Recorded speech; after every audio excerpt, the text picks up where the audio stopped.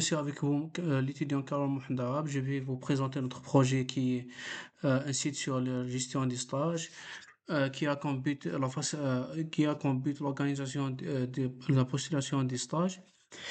Ainsi, réduire les frais et les coûts des stages pour les étudiants de médecine de notre annexe. Mais tout d'abord, je dois vous présenter les membres de notre équipe. Je dois commencer par le chef Boussina Mohamed Din, puis Muqtadi Mohamed Islam, Muqaddam Hisham, Karol Mohamed Arab, Ya'la Hakim et Boujabi Abdelmoutaleb. Ce projet est encadré par vous-même, Docteur Yahya. On est maintenant dans la page de connexion de notre site. On doit connecter vers un compte d'un étudiant. Donc, je vais cliquer sur Student 001. On va attendre la connexion. On est maintenant dans le dashboard de l'étudiant, de l'étudiante Fatima Zahra. On a la liste des stages disponibles, les candidatures de l'étudiante et les notifications. Donc, on peut trier les stages selon leur type, soit obligatoire, soit optionnel. Par exemple, obligatoire, on a 5 stages qui sont obligatoires.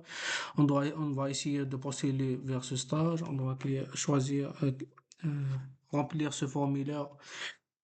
Par exemple, pour la lettre de motivation, je dois insérer des lettres ordinaires. Pour le CV, je vais choisir un CV, par exemple, ce PDF. Pour le relevé de notes, je vais choisir ce PDF, par exemple. Je vais cliquer sur envoyer la candidature en attendant de l'envoi.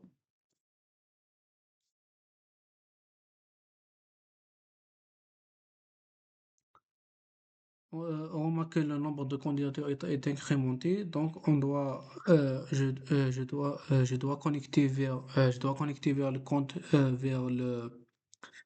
le compte de chat service pour examiner la candidature de l'étudiante Fatima Zahra. Donc, je dois faire une déconnexion. Je dois connecter avec le compte de chat service. Clique sur continue. On est maintenant dans le dashboard le chef de service. On a par exemple les stages qui sont créés, les candidatures qu'on a, par exemple celle de Fatima Zahra pour le stage 2. Donc je dois examiner sa candidature. Par exemple, pour l'examiner, je dois consulter les deux PDF, celle de CV et celle de relevé de notes. J'ai deux choix, soit je dois l'accepter, soit non. Euh, pour moi, pour l'instant, je dois l'accepter, donc je clique sur accepter.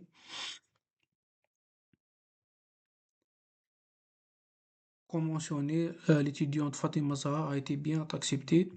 Donc, je dois choisir un médecin pour l'encadrer. Donc, je vais vers encadrement. Je clique sur assigner un médecin. Par exemple, Dr. Sa Alami. Je clique sur confirmer.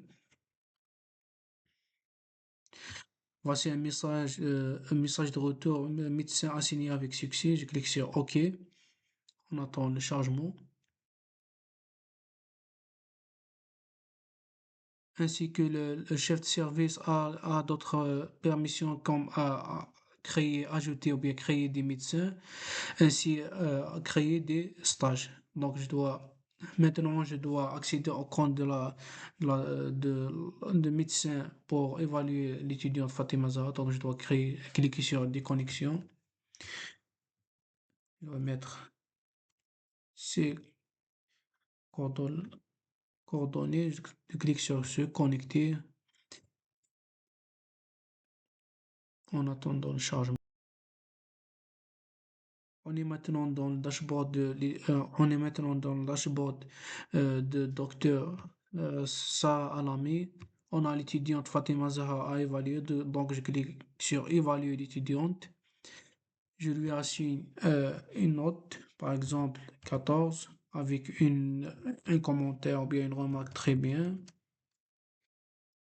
Je clique sur soumettre. Évaluation soumise avec succès. Je peux aussi lui assigner ou bien marquer sa présence. Je peux, par exemple, soit présente, soit absente, soit excuse, c'est-à-dire à la justification.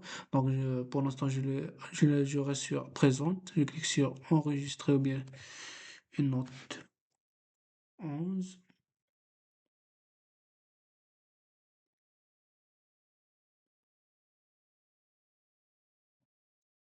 Comme vous voyez, statistique, elle est présente une seule fois. Pour le dashboard de l'hôpital, c'est celui de chef de service. Maintenant, on doit aller vers le dashboard du doyen. Donc, on doit faire toujours une déconnexion. On connecte sur son compte, et 001. On clique sur se connecter.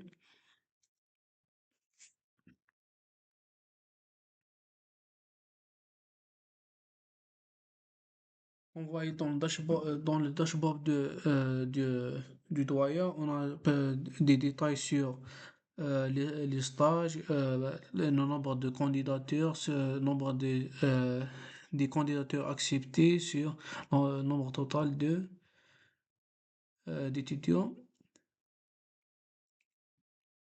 On a aussi un détail sur les étudiants. Par exemple, dans le stage 2, on a, on a, euh, on a des étudiants qui n'ont pas postulé leur candidature pour le stage 2. Aussi pour le stage 1, pour le stage d'initiation en soins infirmiers. On a aussi une liste d'étudiants. Par exemple, je peux aussi ajouter un étudiant.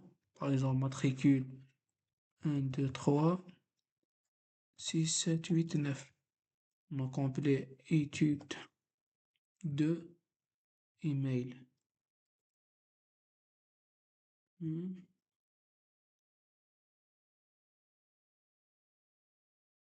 Mot de passe. Euh,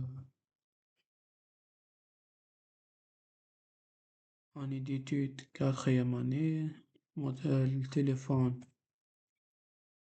Clique sur ajouter. Clique sur save. Notre- Comme vous voyez, étudiant 2 a été bien ajouté dans la base de données, dans notre base de données. Maintenant, on passe sur le schéma de notre base de données. On trouve des tables qui sont essentielles et d'autres tables qui sont générées par le modèle, par le framework Django lors de la commande de Migrate. Voici les tables qui sont essentielles. La première, c'est la table des profils. Elle gère les profils des utilisateurs de notre application, soit des étudiants, soit des médecins, soit des doyens. Une table de notification, une table de notification, c'est-à-dire elle stocke les notifications arrivant lors de l'acceptation ou bien le refus d'une candidature à un stage. La table internship, c'est la table nos stages. La table documents, c'est la table qui stocke, c'est la table qui stocke les documents, c'est la table qui stocke les documents comme le CV ou bien comme le CV et le relevé de notes. Et une dernière table qui est application, elle stocke euh, euh, tous les, tous les, ta- tous les actions faites par les utilisateurs par les utilisateurs de notre application. Bien sûr, le site ou bien l'application Superbase pour pouvoir partager notre base de données en ligne euh, pour comment dirais-je, pour réduire ou bien pour réduire les conflits qui se créent dans la base de données. On est maintenant arrivé à la fin de notre vidéo, donc on doit faire un résumé. Dans ce projet, on a su comment, on a su ou bien on a pu faire ou bien améliorer nos compétences, notre travail en groupe, de faire bien gérer nos ressources et de faire et de travailler c'est l'essentiel c'était de bien travailler en groupe. Passons maintenant aux technologies utilisées. Pour le backend, on a utilisé Django. Pour le front, Django et Supabase pour le stockage des données en ligne. Pour le front-end, on a utilisé React 8.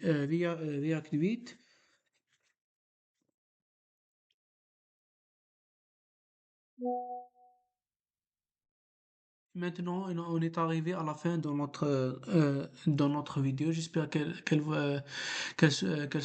serait bonne. Qu'elle serait bonne. On a fait de notre mieux. Et désolé pour ma langue, elle n'est pas assez bien. Donc, j'espère que vous me comprenez. Donc, bonsoir, monsieur, ou bien bonjour, bonjour. Tout dépend du temps où vous voyez cette vidéo.